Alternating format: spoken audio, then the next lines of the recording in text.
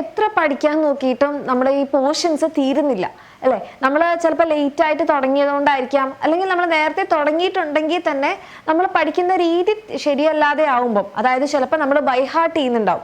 By heart ചെയ്യുമ്പോൾ ഒരു പ്രശ്നം എന്താണെന്ന് വെച്ച് കഴിഞ്ഞാൽ ആദ്യം നമ്മൾ പഠിക്കുമ്പോൾ നമുക്ക് നല്ല ഓർമ്മയുണ്ടാവും, പിന്നെ നമ്മളത് മറന്നുപോകും. അപ്പം നമ്മൾ പിന്നീട് അത് റിവൈസ് ചെയ്യാൻ വേണ്ടി നോക്കുമ്പോൾ നമുക്ക് അതിലൊന്നും ഓർമ്മയുണ്ടാവില്ല.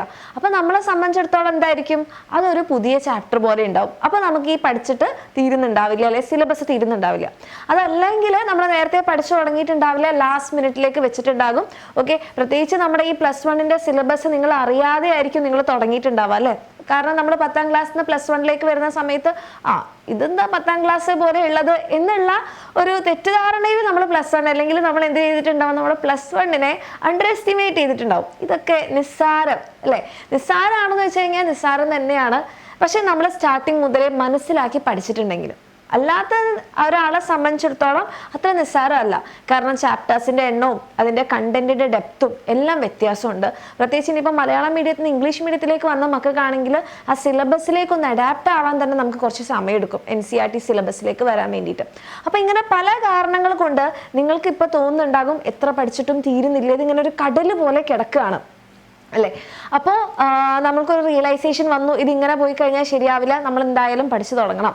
അങ്ങനെ നമുക്ക് തുടങ്ങണം അല്ലെങ്കിൽ പഠിച്ചു തുടങ്ങാം എന്നൊക്കെ ചിന്തിക്കുമ്പോഴായിരിക്കും ഇത് നമ്മളെ ബുദ്ധിമുട്ടിക്കുന്നുണ്ടാവാം. അപ്പം നിങ്ങൾക്ക് അങ്ങനത്തെ ഒരു പ്രശ്നം ഉണ്ടെന്നുണ്ടെങ്കിൽ തീർച്ചയായിട്ടും നിങ്ങൾ യെസ് എന്നൊന്ന് കമൻറ്റ് ചെയ്യുക. ആൻഡ് അങ്ങനത്തെ പ്രശ്നമുള്ള എൻ്റെ കുട്ടികൾക്ക് വേണ്ടിയിട്ടുള്ള ഒരു എന്താ പറയുക, ഒരു ആശ്വാസമായിരിക്കും നമ്മളുടെ എക്സാമിനറിൻ്റെ അഗ്നി ബാച്ച്. അതെന്തുകൊണ്ടാണ് മിസ് അങ്ങനെ ആശ്വാസം എന്ന് പറയുന്നത് ചോദിച്ചു കഴിഞ്ഞാൽ, നിങ്ങൾക്കറിയാം നമ്മളുടെ അഗ്നി ബാച്ചിൽ എല്ലാ ക്ലാസ്സുകളും നമ്മൾ ലൈവ് ക്ലാസ്സുകളാണ്. ഓക്കെ, ലൈവ് ക്ലാസ് ഉണ്ടാവും, അതിൻ്റെ നോട്ട്സും വർക്ക്ഷീറ്റും പ്രീവിയസ് ഇയർ ക്വസ്റ്റ്യൻസും എല്ലാം ഉണ്ടാകും. ആൻഡ് നമ്മുടെ ഓണം എക്സാമിൻ്റെ സിലബസ് നമ്മൾ കുറച്ച് നേരത്തെ തന്നെ നമ്മൾ കംപ്ലീറ്റ് ചെയ്ത് കഴിഞ്ഞിട്ടുണ്ട്.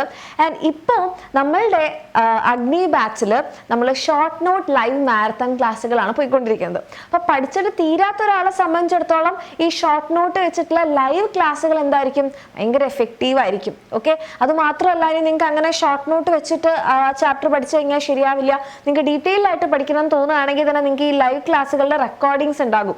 ഇനി അതല്ല, നിങ്ങൾക്ക് കംപ്ലീറ്റ് ചാപ്റ്റർ നിങ്ങൾക്ക് പഠിക്കാൻ തോന്നുന്നില്ല, നിങ്ങൾക്ക് അതിൻ്റെ ലേണിംഗ് വീഡിയോസ് ആണ് വേണ്ടതെന്നുണ്ടെങ്കിൽ അതുകൊണ്ട്. ഇനി നിങ്ങൾക്ക് ഈ ലൈവ് ക്ലാസ്സിൻ്റെ റെക്കോർഡിംഗ് വേണ്ട, അതൊരൊറ്റ വൺ ഷോട്ടിൽ പഠിക്കണമെന്ന് ആഗ്രഹം ഉണ്ടെങ്കിൽ അതും അവിടെ ഉണ്ട്. അങ്ങനെ നിങ്ങളുടെ പ്രശ്നം എന്താണോ അതിനുള്ള എല്ലാ സൊല്യൂഷനും ആയിരിക്കും നമ്മളുടെ എക്സാമിനറിൻ്റെ അഗ്നി ബാച്ച് എന്ന് പറയുന്നത്. ആൻഡ് ഇപ്പോഴാണെങ്കിൽ നമുക്ക് സ്പെഷ്യൽ ഓഫർ നടന്നുകൊണ്ടിരിക്കുകയാണ്. അപ്പോൾ എൻ്റെ കുട്ടികൾക്ക് താല്പര്യം ഉണ്ടെങ്കിൽ എന്ത് ചെയ്യുക, ലേറ്റ് ആക്കാതെ താഴെ കാണുന്ന നമ്പറിൽ മെസ്സേജ് ചെയ്യുക.